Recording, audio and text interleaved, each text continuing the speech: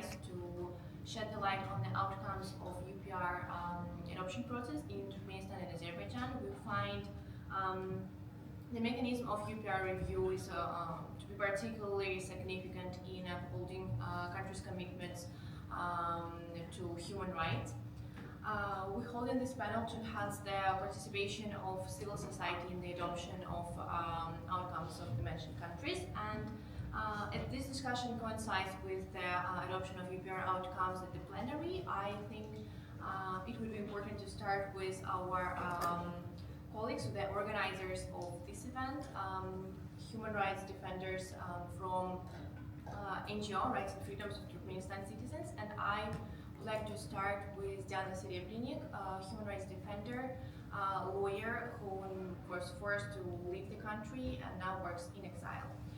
Diana, would you mind sharing your insights on the general situation in the country and outlining the key problems that you find significant? Thank you. Although there are many violations of human rights in Turkmenistan, today we're focused on three. One of the main violations is the gender violence, coronavirus, and rights of prisoners in Turkmenistan. So gender violence in Turkmenistan is crucial, and the government, especially the president, the former president and the present president, they do not consider a woman as a human.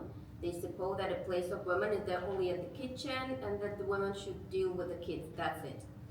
So ensuring women's rights and marital and family relationship, and it's stated in our family code. So first it stated that women and men have equal rights to form a family. Currently, the state creates obstacles for girls who want to marry foreign citizens. There are not many official divorces in Turkmenistan, despite the fact that polygamy is practiced in the country. A man is usually officially married only once. In the event of divorce, both official and unofficial, the house remains with the woman and her children. The man, to the best of his abilities, provides them with the finance assistance. Marriages are also maintained due to the fact that there are often kinship marriages, both close and distant. In this case, an official divorce is practically impossible despite the mutual desire. There are cases of forced divorces when a husband is forced to divorce his wife only because she is not of Turkmen nationality. So, according to the law of Turkmenistan on state guarantees for ensuring equal rights and equal opportunities for women and men, women are guaranteed protection of their rights on the basis in gender. In Turkmenistan, police officers and special services can conduct forced gynecological examinations of young girls to determine the presence of hymen. Women who drive cars are also discriminated against in Turkmenistan. According to an unofficial directive from the country's leader, women are given all sorts of obstacles when obtaining or renewing their driver's license. The state also does not encourage the existence of companies whose leader is a woman who is not of Turkmen nationality. If such a company already exists, the leader will be forced to give up their position and the company will be forced to close. I also would like to focus on sexual and domestic violence and coercion to cohabit. So, although based on criminal code of Turkmenistan, domestic and sexual violence is widespread in Turkmenistan. Often in cases of domestic violence, women do not turn to law enforcement officers because that officers suppose that all problems of that kind should be solved between spouses. In the country, there is flourishing of coercion to cohabit by so-called curators from the Ministry of National Security attached to every budget institution. This is especially true for the healthcare system. If a female doctor does not have a protector in order to keep her job, she is forced to cohabit with her supervisor. And one of the main sexual violence in Turkmenistan is the cases of sexual violence against girls without sexual experience. Such violence is often committed by the close relatives of the president of Turkmenistan. And of course, no investigation took place. So, about the coronavirus in Turkmenistan. Until the present time, Turkmenistan has effectively been the only country that has not acknowledged the existence of the coronavirus. According to reports from doctors and medical staff from Turkmenistan, the country's doctors were prohibited from making a primary diagnosis of pneumonia, and let alone using the word coronavirus. Laboratories were giving separate instructions to present only negative tests for COVID when these tests arrived to the country, and it happened in the middle of 2021. It is important to note separately that tests were, in most cases, the patients were not tested at all. The employees of State Security Service of Turkmenistan monitor the work of doctors and laboratory workers. These employees have the authority to interfere with the work of doctors and laboratories and dictate how to conduct treatment and tests properly. During the pandemic, doctors and medical personnel were not properly provided with protective suits. Until December 2021, doctors did not have protocols for treatment of coronavirus. By unofficial orders, prisoners observed a distance of several meters in relation to the employees in this institution. Daily triple checks of number of convicts involving the formation of rows of 5 people in a sitting position at maximum distance of 40 centimeters from each other were not cancelled. Prisoners with TB died. According to unofficial data, more than 500,000 people died from coronavirus in Turkmenistan. About the prisoners in Turkmenistan, a prisoner is subject of both psychological and physical violence upon arrival at the correctional facility. Everything there in the correctional institute must be paid for. If a prisoner does not have well-off relatives, they cannot avoid violence and hunger. So that shows that Turkmenistan does not respect any kind of rights in its country. Actually, the government suppose that Turkmen citizens, they only have obligations, and right, it is something that should not be even talked about. Thank you. Thank you. Okay, then we will proceed. We'll proceed with the statements of our Turkmen colleague, and I would like to pass the floor to Ms. Yulia Srebrenik, prominent human rights advocate, human rights defender from Turkmenistan, also was forced to flee from the country and continue her work in exile. The statement will be presented in Russian with the translation in English. Спасибо за предоставленное слово. Хотим обратить ваше внимание на традицию.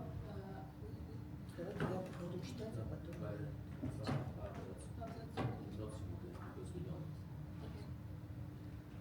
Хотим обратить ваше внимание на трагическую ситуацию в сфере прав человека. We would like to draw your attention to the tragic situation in the field of human rights in Turkmenistan, где практически большая часть населения подвергается угнетению, запугиванию и унижению. Practically, the majority of the population is subjected to oppression, intimidation, and humiliation. В нашей стране войны нет. We don't have the war in our country. Но на самом деле идет война между властью и народом. Причем эта война такая тихая, когда власть может убивать, пытать, истязать людей. It is a war against the dictatorship and tyranny of the ruling elite, which has been going on for 33 years against its own people. Пришедший к власти сын бывшего президента Бердымухамедова The son of former president Berdimuhamedov, who came to power, лишь подтвердил, что страна находится в руках одной семьи, only confirmed that the country is in the hands of one family, и богатство и ресурсы принадлежат только им. and wealth and resources belongs only to him. Однако им этого мало, они ждут рабства в 21 веке. However, it's not enough for them. They are waiting for slavery in the 21st century, Прямо на глазах всего мирового сообщества. right in front of the eyes of the whole community. В Турции был похищен блогер, In Turkey, there was the blogger which was kidnapped, Фархат Мейманкулиев Дурдыев, Farhat Mehmankuliyev Dugdiyev, который высказывал критику в адрес власти. who criticized the authorities. В России был незаконно вывезен из страны Азат Исаков. In Russian, Azat Isakov was illegally taken off the country. Активист, беспокоящийся о проблемах своего народа и страны. An activist which was concerned about the problems of his people and country. Оба молодых человека подверглись ужасным пыткам, Both young men were subjected to horrific torture, что привело к серьезным повреждениям их здоровья, resulting in serious injuries to their health, и местонахождение остается их неизвестным. and their whereabouts remain unknown. Граждане страны не могут получить заграничные паспорта. Citizens of the country cannot obtain foreign passports. Требуются взятки от 300 до 1000 долларов. Huge bribes ranging from 300 to 1,000 are required. А несовершеннолетним детям неофициально вообще запретили покидать страну. And minors are unofficially prohibited from leaving the country. Очередь за получением загранпаспорта растягивается на срок до 2025 года. The queue for obtaining a foreign passport stretches until 2025. В нейтральной стране идут постоянные репрессии, In neutral country, there are constant repressions, аресты, arrests, тюремные заключения и насильственные исчезновения. imprisonments, and forced disappearance. Нейтральное государство The neutral state превратилось в коррумпированную диктатуру, has turned into a corrupt dictatorship где каждый гражданин вынужден платить взятки. where every citizen is forced to pay bribes. А силовики имеют абсолютную власть над народом. And the authorities has absolute power over the population, Применяют они насилие даже к инвалидам. applying violence even to disabled individuals. Гражданин Туркменистана, житель города Ташауза, Матьякубов Абдулла, As happened in Dashbu for the Mikhail Matyakul Abdullah. это человек инвалид второй группы, 65-го года рождения. It is a disabled person of the second group, which was born in 1965. На него обрушилась сила силовиков только за то, что он хотел получить загранпаспорт, On whom the force of law enforcement officers was unleashed just because he wanted to obtain a foreign passport для выезда, чтобы получить лечение. to leave for treatment. И это лишь один пример их издевательств. And this is just one example of their abuse. В Туркменабаде Разыгуль Балтаева систематически преследуется силовиками. In Turkmenabad, Razigul Boltaeva is systematically persecuted by law enforcement officials. Была организована авария, где никаких мер со стороны властей приняты не были. An accident was organized where no measures were taken by the authorities. Сейчас избивают ее внучку, And now they're beating her granddaughter, подговаривают детей, чтобы ей нанесли увечья. inciting children to harm her. У ребенка травма головы, The child has head injuries, власти безучастны. and the authorities are indifferent. Над ней смеются.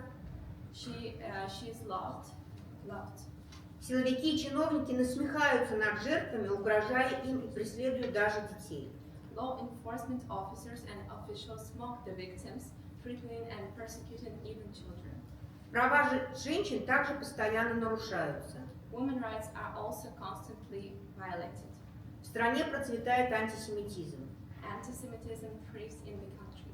Отдельное внимание следует обратить на проблему с экологией в Туркменистане. Special attention should be paid to the problem of ecology in Turkmenistan. В 2007 году власти страны приняли на хранение ядерные отходы из Европы. In 2007, the country's authorities accepted nuclear waste from Europe to storage. Эти отходы были захоронены в пустыне Каракум. These wastes were buried in the Karakum desert. Учитывая, что пустыня по сути является зеркалом, Considering that the desert is essentially a mirror, и тот факт, что в количестве солнечной радиации в стране также превышает норму, and the fact that the amount of solar radiation in the country also exceeds the norm, граждане страны подвергаются воздействиям двух типов радиации. citizens of the country are exposed to the effects of two types of radiation: Солнечной и радиация от ядерных отходов. solar and radiation from nuclear waste. Это привело к тому, что в стране фактически каждый третий гражданин болен онкологией. This has led to the fact that particularly every third citizen of the country is suffering from oncology. Ситуация ужасная, This situation is terrible. Thank you for your attention. Thank you, Yulia. It is indeed insightful, and I think it is crucial for us to highlight the ongoing violations and problems in Turkmenistan that has been present for years. Now, I would like to turn to our experts from Azerbaijan, as we also cover in the outcomes of Azerbaijan's UPR report. And I would like to start with Mr. Arif Mammadov, former ambassador for Azerbaijan to the EU and the Council of Europe. And my question is the following. At the Azerbaijan's UPR working group review, a number of countries highlighted the country's negligence to implement and recognize the rulings of European Court for Human Rights. And this practice is ongoing, and it's been for a while present in the countries and addressed by various human rights organizations and international and intergovernmental organizations. And yet, after even it's been highlighted at the UPR process review, the government is reluctant to change its practice. From your expertise as a former ambassador to the Council of Europe, would you mind commenting on the key reason for such resistance of Azerbaijan to acknowledge and address this problem? Thank you very much, Diana. Azerbaijan as a country is moving from, through the years, from light dictatorship, medium dictatorship, and now it is on the top of the, dictatorship line. And it never wanted to be a democracy, but look like democracy, not work like democracy. And we see that I can, as a person who was in the government, who was on the rank of ambassador, I followed and the developments when we had also a relationship with the Western institutions from top, and slightly we go down every year, every new presidential elections. We have already our president of Azerbaijan being in his position for over 20 years. And I think that this is the same system in all dictatorships. Dictators don't become softer, they become more tougher from every new election. And this is the case of Azerbaijan. Even in the early times, they tried to establish good relationship with the Western institutions. They tried to look like democracy. They tried to look like trying to do something. I remember this period when it was in the end of 90s, beginning of 2000s. There was real will to show that we really want to be part of the civilized world. We joined the Council of Europe. But every year we see the slide down. And probably we are not exceptional. This is more or less the same in all dictatorships. And unfortunately, they become tougher and tougher. And it's also related with the fear of losing power, because they see that they cannot provide people with all these promises. Every year situation is becoming worse.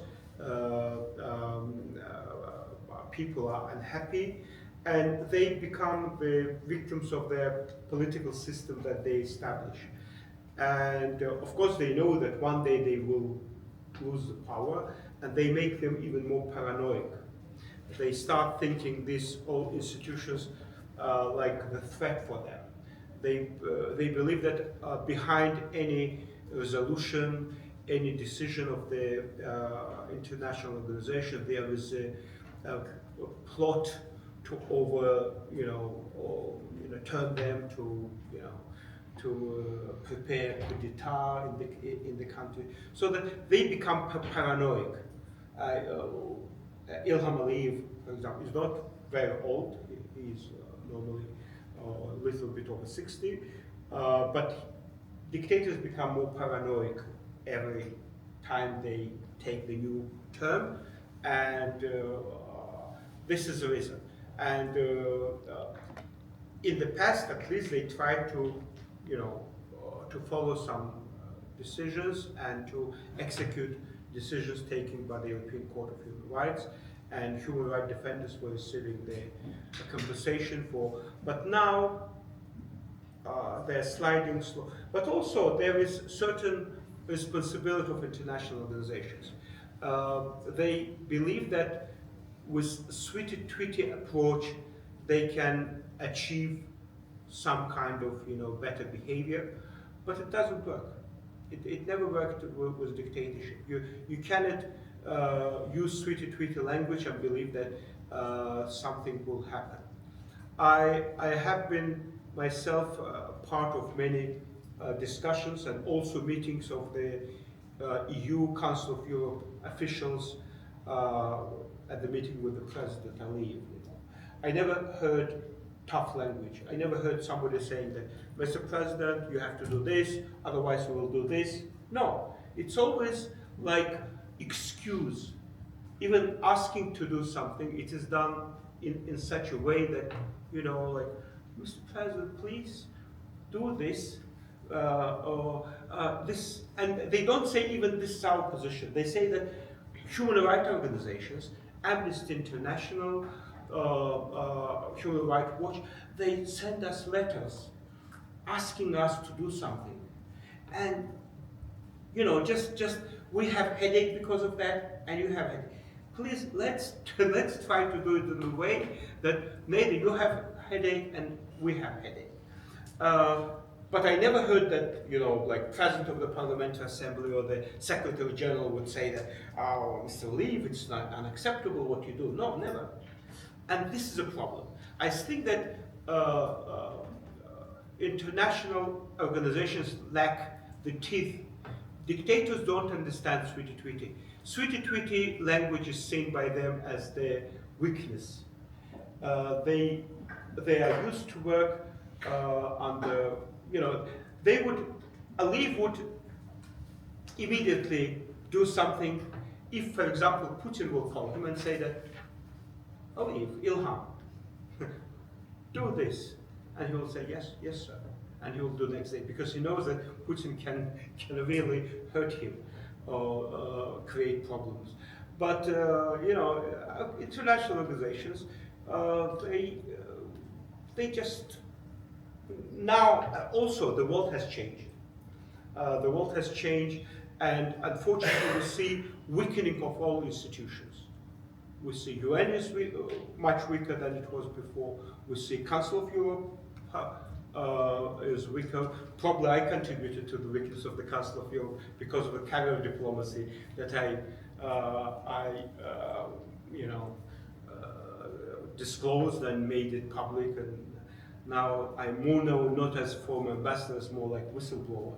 But sometimes by trying to do better, you do worse. And probably now nobody benefits from the weaker Council of Europe and European institutions in general. So part of responsibility lies with the organizations, which should take what they are about.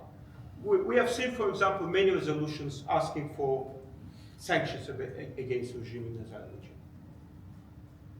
We have seen European Parliament resolutions, many resolutions asking for immediate sanctions. We call on the European Council to commission to impose immediate sanctions. Never was. It has never been realized. French Parliament, French Senate resolution, tough resolution, calling for sanctions, immediate release of political prisoners, immediate release of journalists. But nothing, no reaction. The same about other institutions. And when they see that all these resolutions remain just piece of paper, and they say that we don't care, this is a piece of paper, then this is it. I was asking European why you never follow decisions taken by the European Parliament. European Parliament is, in fact, should be more important institution because people are elected representatives of the people. They are representing political groups, political parties, And normally, Commission should follow recommendations by the European Parliament.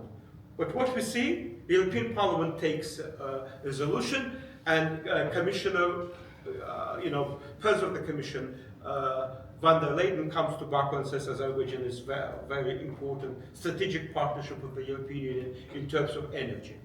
And then why Aliyev will execute any decisions? This is a real problem. And this is like crisis of international relations. Without tough language, nothing is possible. Thank you, Arif. Thank you. And I think that your statement was full of important messages to our international community present today at the side event. I would like to turn to my next speaker, Mr. Emin Husseinov, human rights defender, journalist from Azerbaijan. He represents the Institute for Human Rights. So, Emin, you as an expert on freedom of expression, freedom of media, such countries like Slovenia, Greece, Sweden, Norway, during the UPR review of Azerbaijan, encouraged the country to ensure media freedom in the country. But in its replies, Azerbaijan refused to support such recommendation.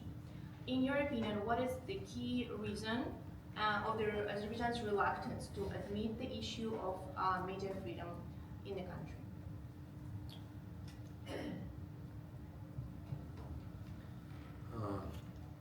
I think Ambassador Mammadov already mentioned most important reasons or motivations of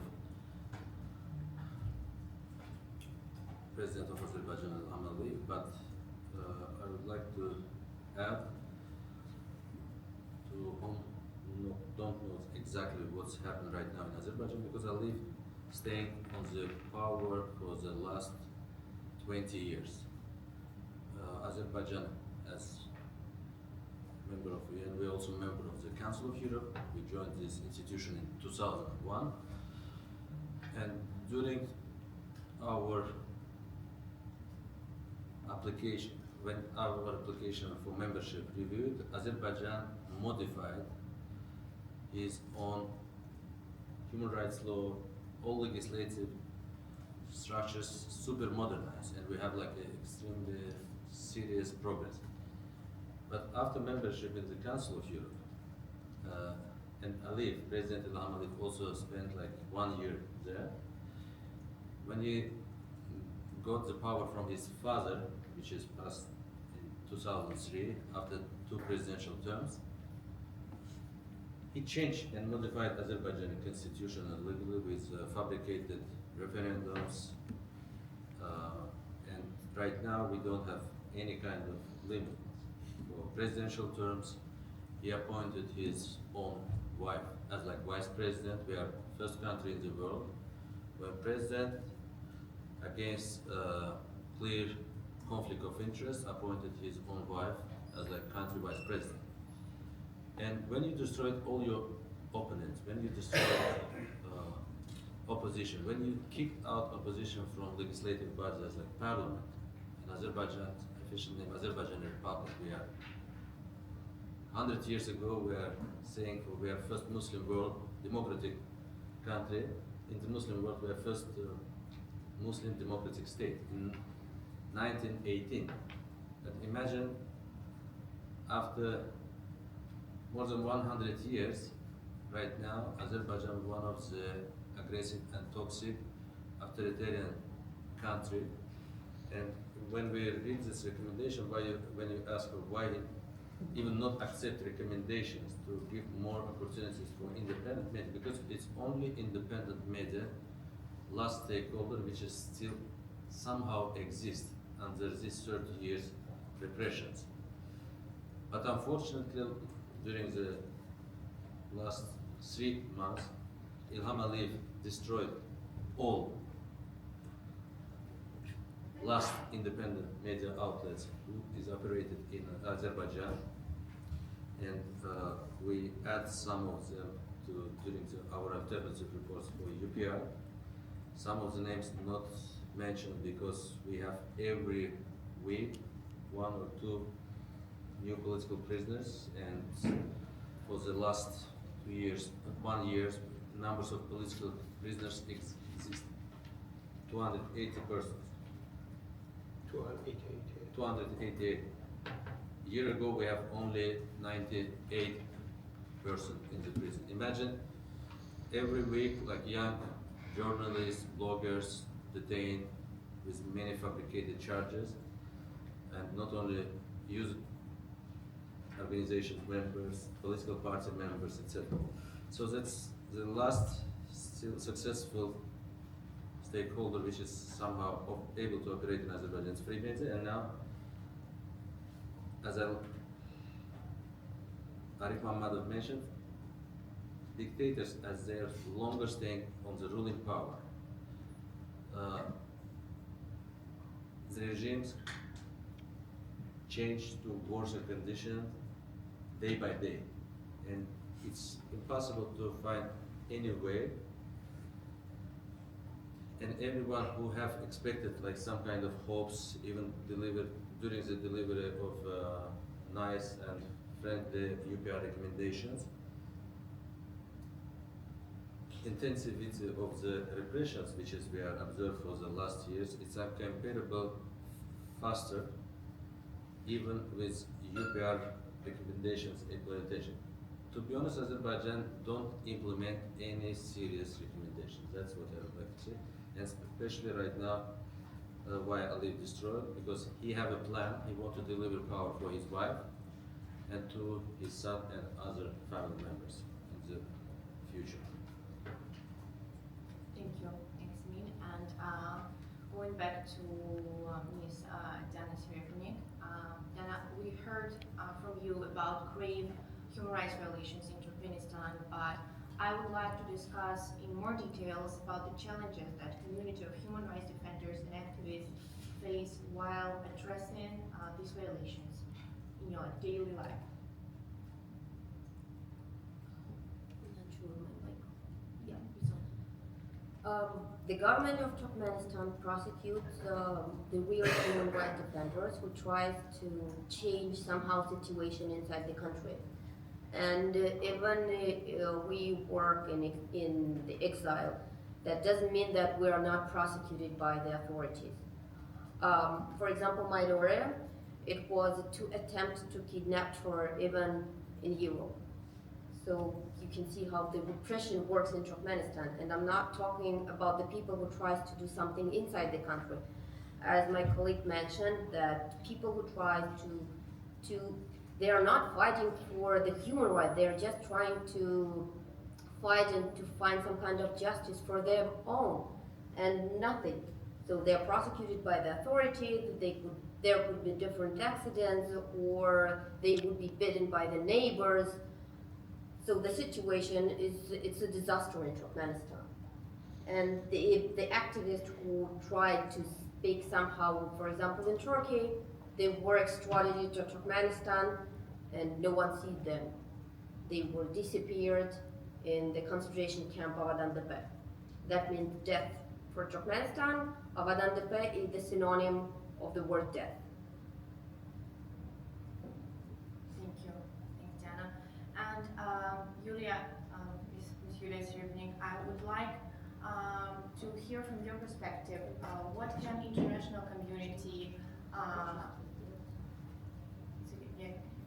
what can be more done by the international community to ensure that the voices of Turkmen people are present, are heard and addressed?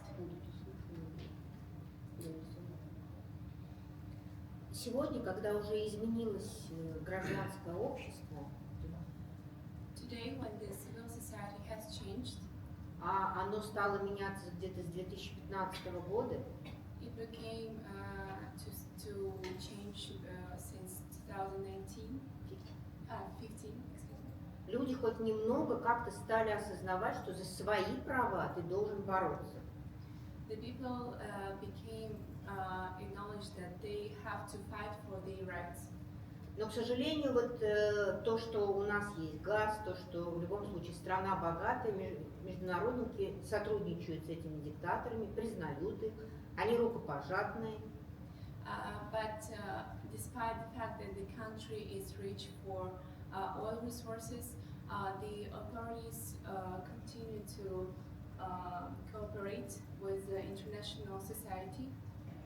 И никто не называет их как бы диктаторами, никто не вводит санкции, а у нас пропало 100 человек, причем в пропаже этих людей при Ниязове прошло уже 22 года, этих людей никто не знает, если была программа «Покажите их живыми».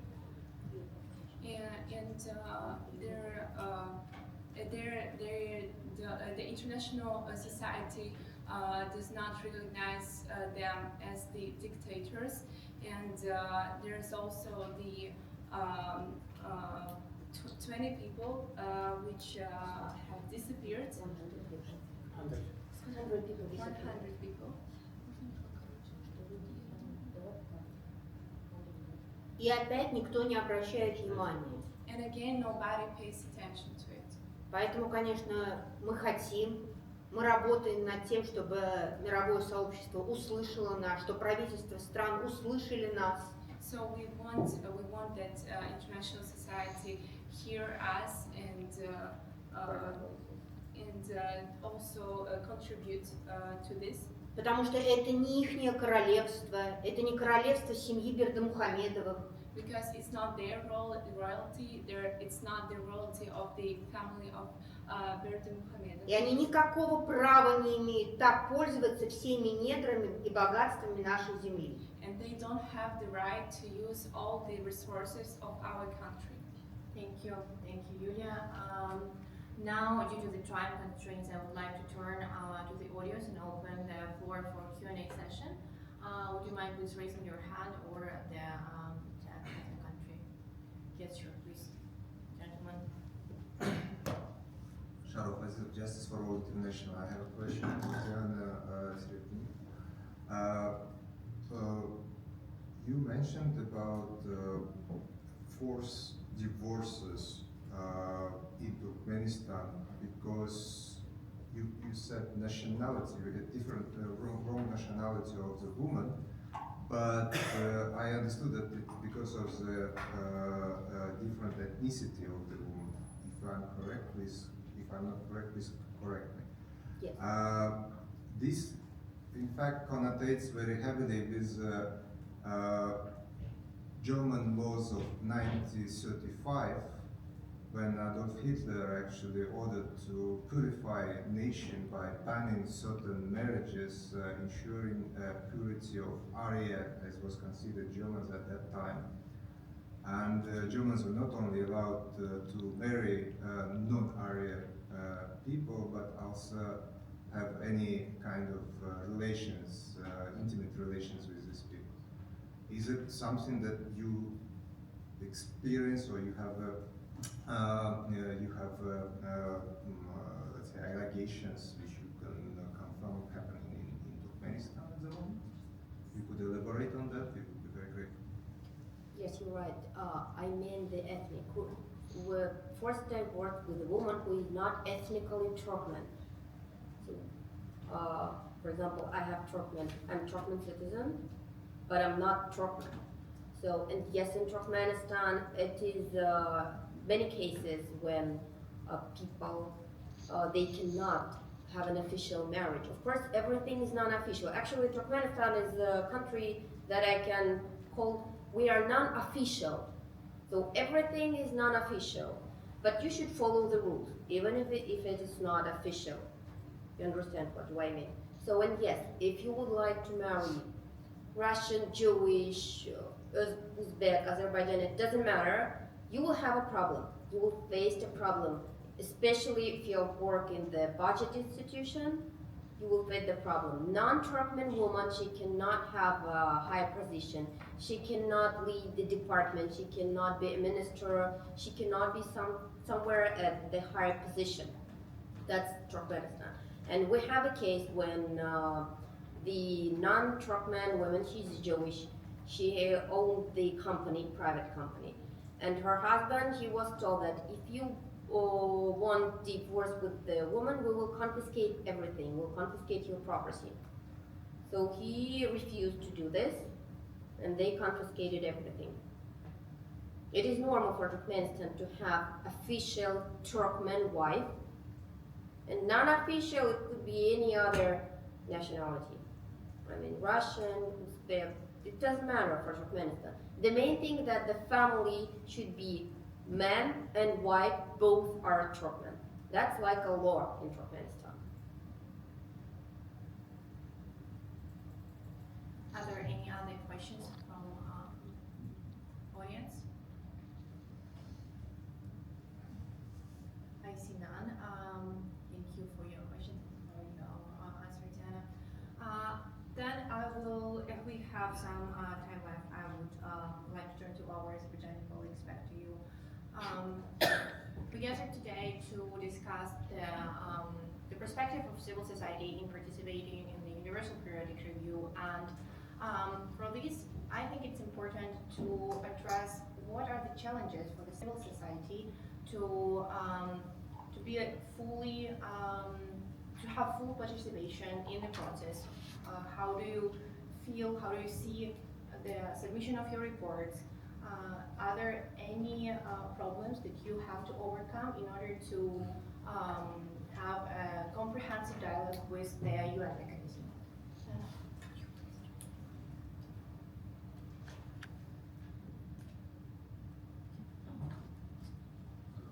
Thank you. I think main problem for Azerbaijan civil society, I mean independent civil society, because we have few different type of dependency, like when it's gongos, like government paid NGOs, which is fake influencers, which is participate in the international events and submit their own fake reports. I don't want to waste your time about these issues. I want to share my opinion regarding the true human rights defenders problems.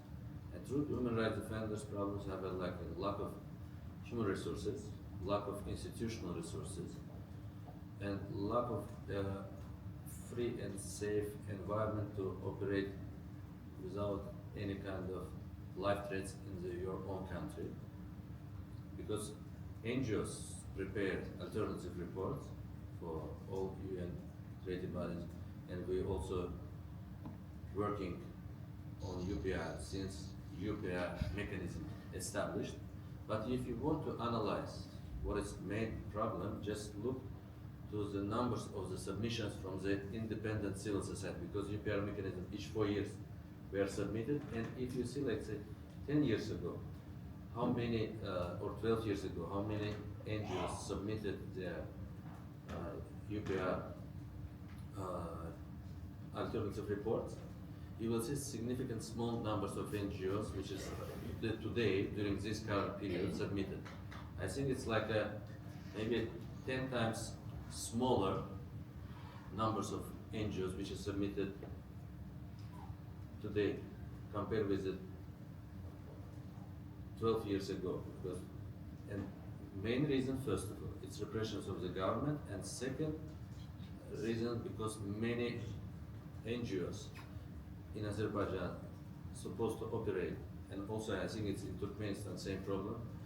They're supposed to operate from exile, and operational cost in exile is much, much higher. You need to pay for experts in exile. You need to pay country-based like experts and fact checkers and reports. And if you look to the size of our materials which has been submitted, again, today with our limited human resources, we submitted like few pages of alternative report, but before it's dozens of pages. Like, imagine it's impossible to read all of these materials. We can produce and we can cover all human rights violations which has happened in our country for the last 4 years, unfortunately, because lack of institutional support. And the member states, our maybe recommendation for the member states. Thank you for highlight all of these problems during the UPR review. But without institutional support to the civil society, because and if we're looking to the always to compositions of the member state which is submit their recommendations, unfortunately, for oil-rich and gas-rich countries, sometimes it's unfairly lack of attention of international stakeholders. And like if we see like to the room, thanks for all member states who attended there. But imagine many our international partners, especially in European Union, which has got oil and gas from Azerbaijan, and Azerbaijan Council of Europe member states, they have preferred sometimes, as I read my mother says, to close their eyes on the problems in Azerbaijan, because especially right after Russian invasion to Ukraine, when Europe lost opportunities to buy Russian oil and gas, they're supposed to compromise with this less problematic and smaller dictators like Ilham Aliyev or Berdi Muhammadov. That is the main problem, and I think main message for us, international community, especially democratic and like-minded states, supposed to stay shoulder to shoulder with human rights defenders, especially who is supposed to operate in exile. It's not my choice to live here in Switzerland. I prefer to work in my own country, and I worked there, I'm tortured there, I'm detained, I'm arrested there, and after they just decreed my citizenship, now I'm like a ghost. I'm a stateless person, and I win all international battles with Azerbaijani government. They even not return my nationality. They have annulate my nationality because I'm exposed human rights violations in my country. But imagine what is poor people like. And we can't mention all of the names. To cover more victims is possible, we need support. And I think it's like my same situation with. Yeah. Just to add to what Amy said, you know, we see in this modern world, in many dictatorships, to work from inside the country is now almost impossible. You have to be, one way or another, cooperate with the government, to be part of them, or to do something from the outside of the country. Now, yes, but inside the country, there are government decides the box within which you can operate, and of course now we can say that all NGOs, these GONGOs, government-organized NGOs, are just serving the interests of the state, trying to launder the image of the dictatorships. And the all organizations are those who are operating from outside, and I'm the first time we're participating with the Institute of Human Rights in Geneva, at UN, and I see how this small team of people work effectively. They are really with very limited resources, and I believe that it is time to support for international stakeholders, organizations, of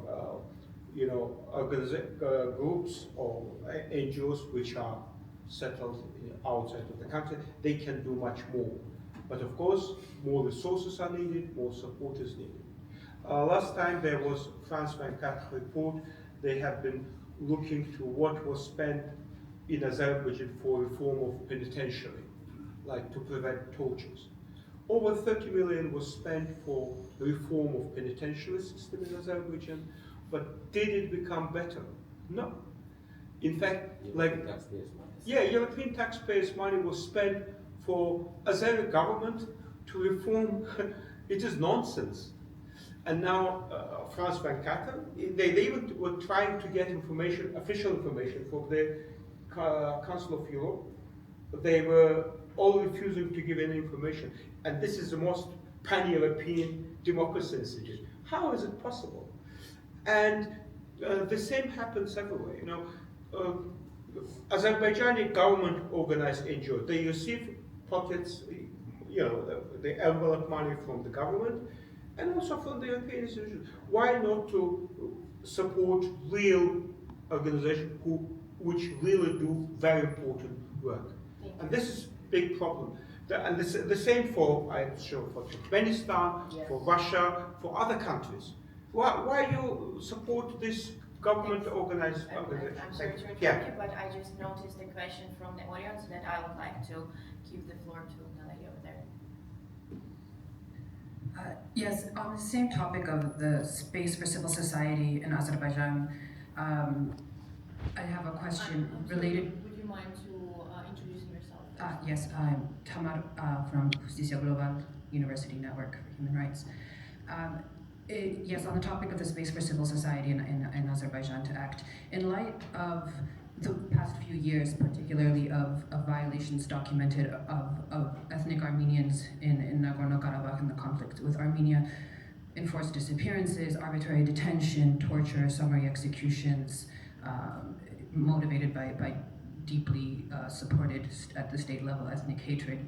Is there possibilities for Azerbaijani civil society organizations to contribute to the oversight and documentation of the treatment of Armenians, particularly those that are still vulnerable, and of places and situations that outside organizations, Armenian organizations, don't have access to, for example, documenting the situation of Armenian cultural heritage, property, etc.? Thank you. Thank you for your questions. First of all, our capacity is quite limited. We can't operate it in the war zone, and it's like a conflict itself happened because we have strict military censorship. But let's say for some Armenians which is detained during this conflict, it's like a prisoner of the war, etc. We try to establish as our NGO with few partner organizations in Azerbaijan with human rights offenders which is going to politically motivated prosecution court hearings to organize observation missions for this court. I will write emails personally for few member states like OEC leading democratic countries and they literally I'm trying to France ambassador, to US ambassador, to other leading country ambassadors. So guys, we have lack of resources. We need to somehow pay for travel costs for our interns, or some minimalistic costs. Could you please support our NGOs activists? Provide small grants for covering this court monitoring. None of the European democratic states support our request. There is lack of capacity. Even democratic countries, which is sometimes talking about problems, including Armenians, they don't care about problems of the civil society. And this is very good questions. How we, as poor civil society of Azerbaijan, able to go to the courts and observe, because it's super difficult, and sometimes you need to pay even small operational costs. You can't hire people; you need to train them, and there is many countries provides recommendations that shows publicly we are care about problem, but realistically they must care more seriously and think institutionally and try to understand. They are always crying here in the international institution for we have a budgetary crisis and we can't operate it effectively. Even their turn of electricity in the elevators. I'm sorry. That it's they need to think about the civil society. If you want strong civil society, you need to provide strong support to the civil society. We're very sorry to interrupt the discussion, but unfortunately we have to wrap it up, and I would like to extend my gratitude to all the speakers and your contribution today, and many thanks to the audience for being present. We are looking forward to our further discussions at the bilateral meetings or the following sessions.